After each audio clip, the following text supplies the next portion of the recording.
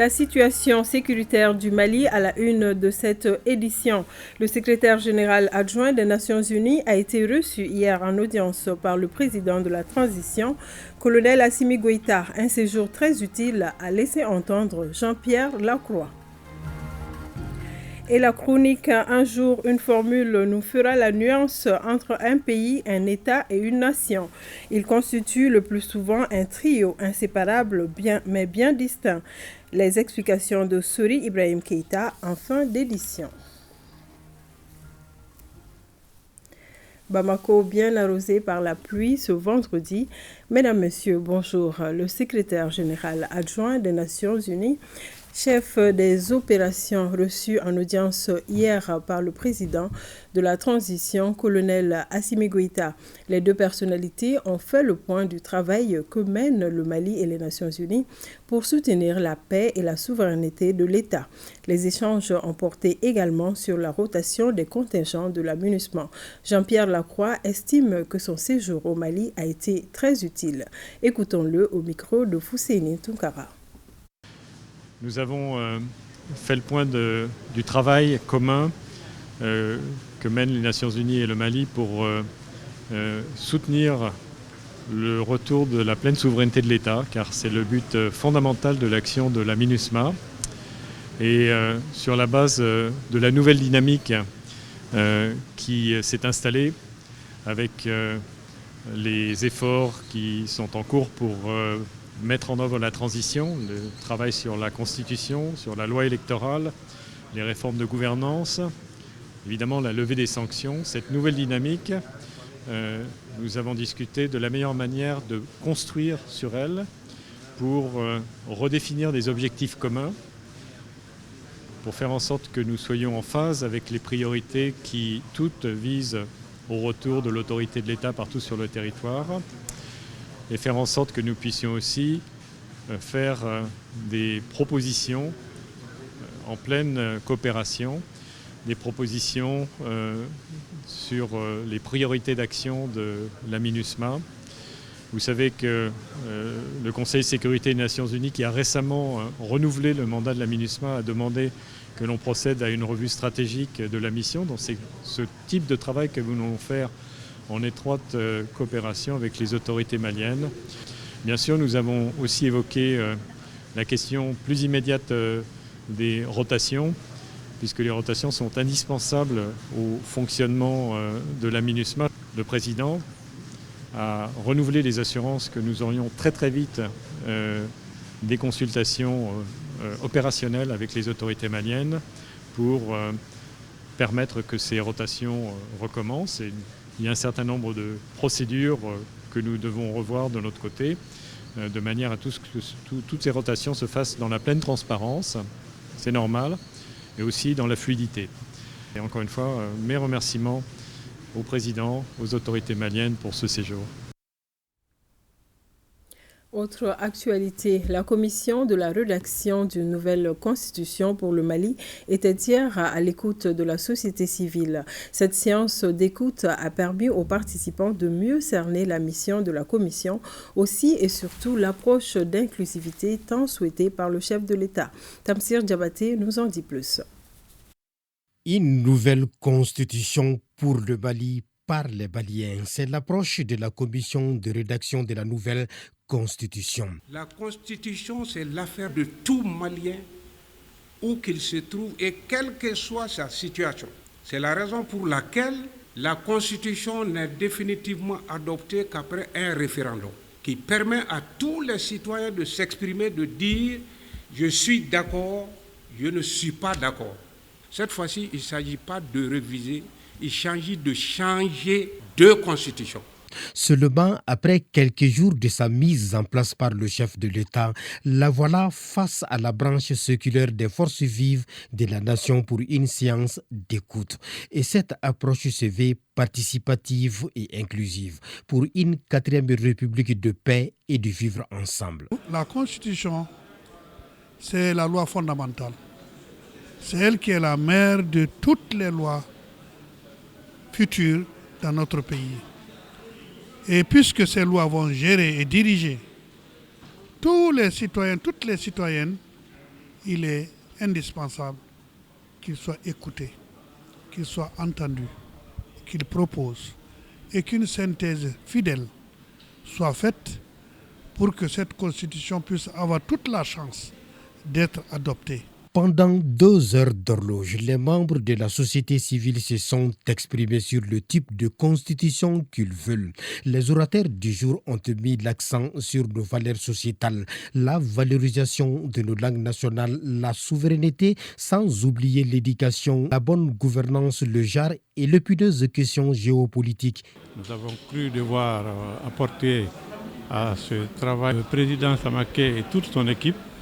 Et ils se sont montrés à la hauteur de la mission, c'est-à-dire écouter les uns et les autres pour donner une meilleure approche, une meilleure vision, sinon un meilleur contenu à la Constitution. Au cours des débats, le maître mot est et demeure la charte de Kouroukan-Fouga, ses défenseurs voulant qu'elle soit prise en compte dans la rédaction de la nouvelle constitution. Cette approche d'inclusivité de la commission est appréciée à sa juste valeur par les participants. C'est la meilleure des approches parce qu'un tel exercice qui doit se conduire dans un délai de court, et je pense que c'est la bonne démarche de réunir les organisations de la société civile et d'échanger avec elles directement sur leurs préoccupations qui doivent être prises en compte dans le cadre de la rédaction de la nouvelle constitution.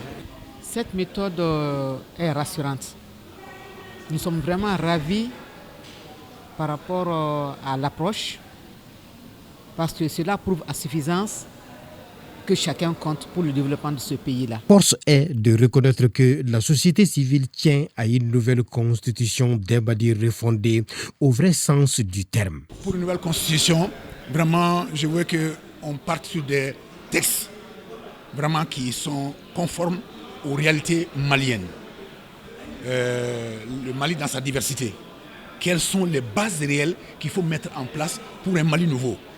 Parce que tout ce qu'on a vu tout de suite jusqu'ici, ce n'est que du copier-coller. Que ce soit Kouroukan-Fouga, que ce soit la constitution qu'on a eue jusqu'ici, ce qui est important, il faut prendre ce qui correspond aujourd'hui au bonheur réel du peuple malien.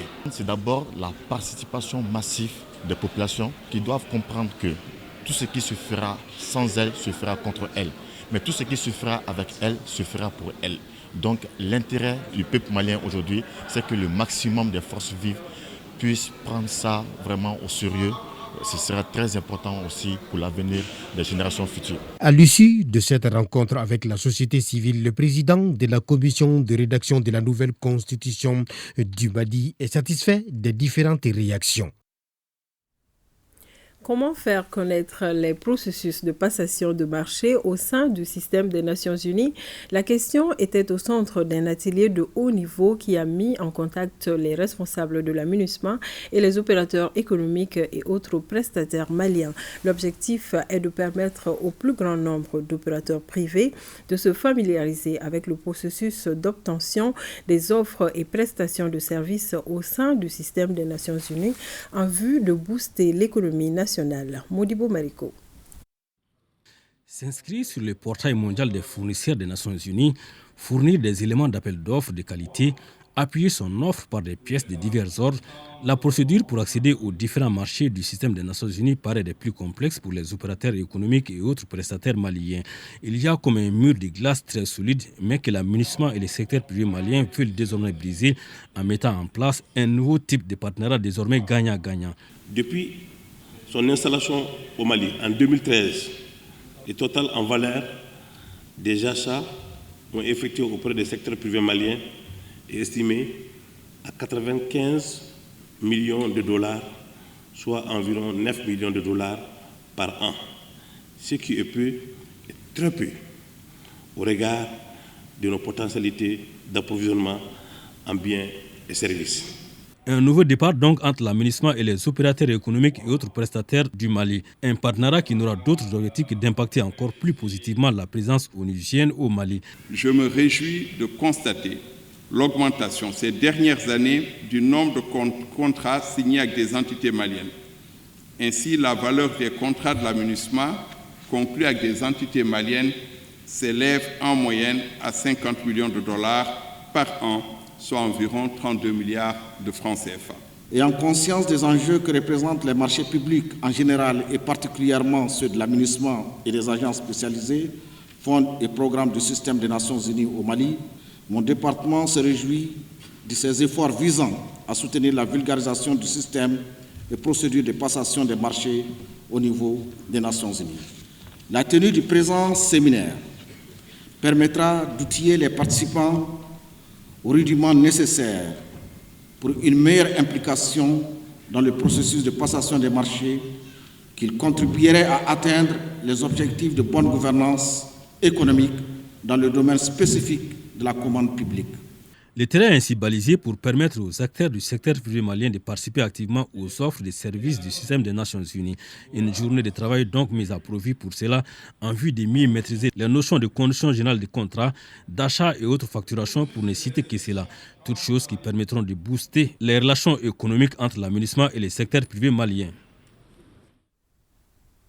Cérémonie de sortie de 2 promotions. Il s'agit de la 13e promotion de l'école d'état-major et de la 24e promotion du cours supérieur de gendarmerie. Elles portent respectivement le nom du général Souleymane Sidibé, dit Bébel, et celui du lieutenant-colonel Sabaké Dambélé.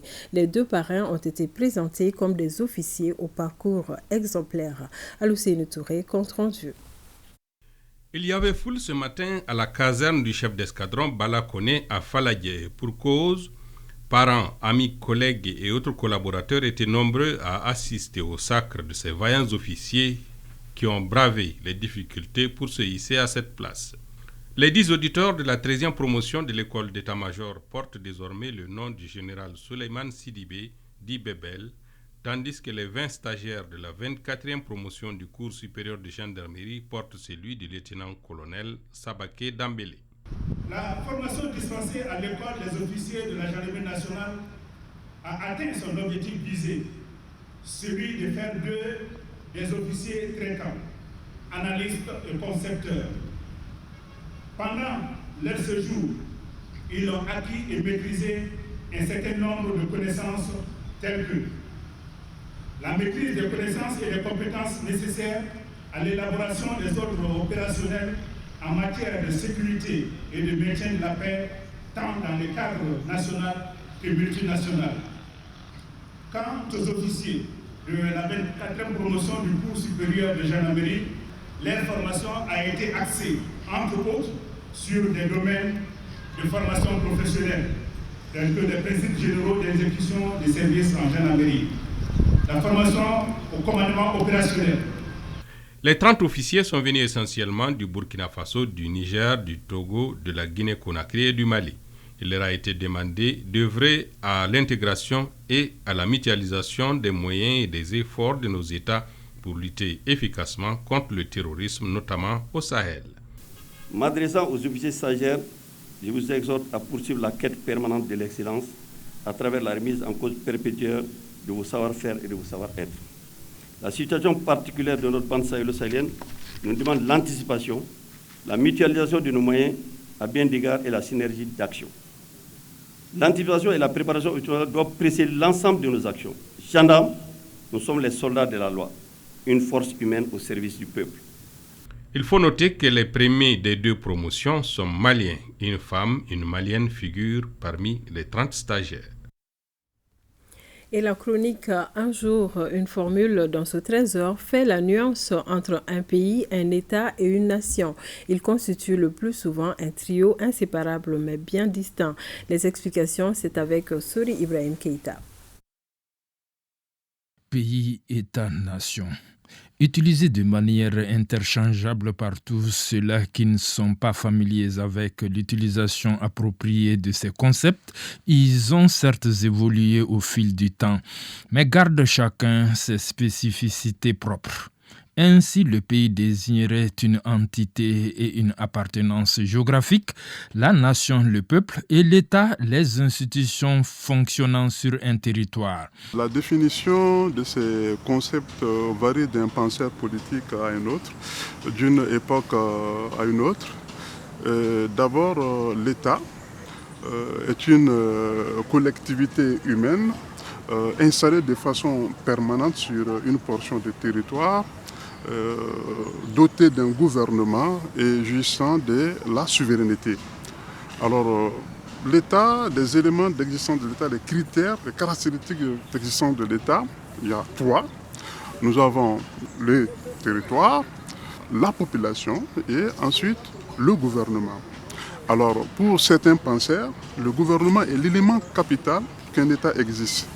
La définition de la nation appelle à d'éléments de peuple, des référents d'éléments d'identité. Et la nation, on ne peut pas faire la réduction de la nation à l'État. Alors, mais il faut reconnaître qu'il y a une imbrication entre les deux notions. Le pays, c'est le territoire d'un État, le territoire d'une nation. Alors, sur le plan géographique, le pays, on peut l'étudier dans le cadre de la géographie physique.